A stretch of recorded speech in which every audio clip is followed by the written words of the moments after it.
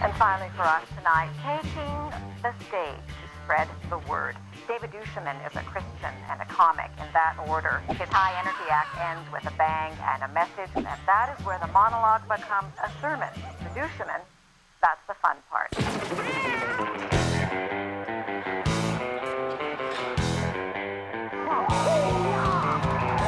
You're looking at this and going, what is that thing? It's a boy. I think I do comedy, well, primarily because I'm totally unemployable in any other field. He's 28 years old and has been doing this since he was a teenager. David Duchemin is a funny, talented man. I know that Kathy's a little bit worried about safety. Kathy, is it okay if we use the safety helmet? Yes. Excellent, okay. This is a real male bonding moment, isn't it?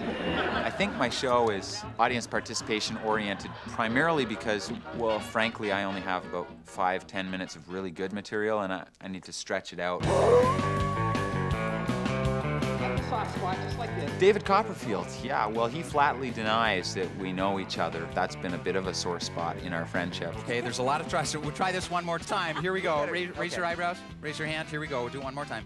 One, two, three. My hope is that I will provide passionate, Christ-centered ministry and excellent entertainment. Just move the hair. Don't want split ends after all. When you first see a magician, you often think, wow, how does he do that stuff? Well, frankly, with my show, most people think, why does he do that stuff? I do practice this, by the way. I practice on Julie. She's my half-sister.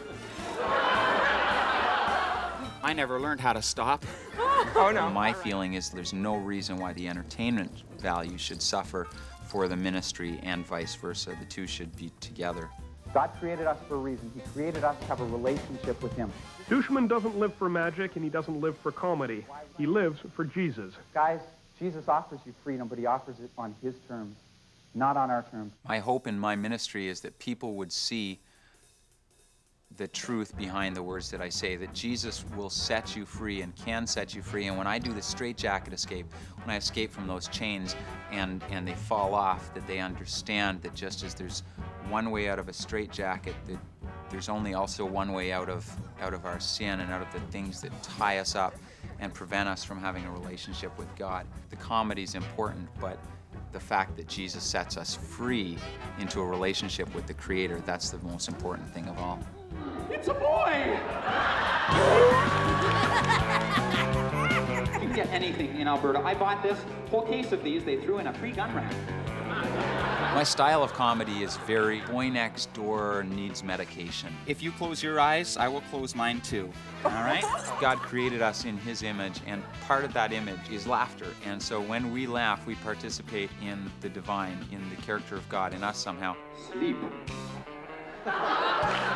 When an audience has laughed for a solid 45 minutes, they've established a relationship and some of the walls have come down. And so laughter is a vehicle for communication. His straitjacket routine is one he often uses to get into the message. It's also, and this is the key to David Duchemin, a really good trick. It gets him every time. Thank you. That was wonderful. Bravo! Oh, I loved that. Oh, it was great. Well, it was pretty good. Well, it wasn't bad. Well, there were parts of it that weren't very good. It could have been a lot better. I didn't really like it. It was pretty terrible. It was awful.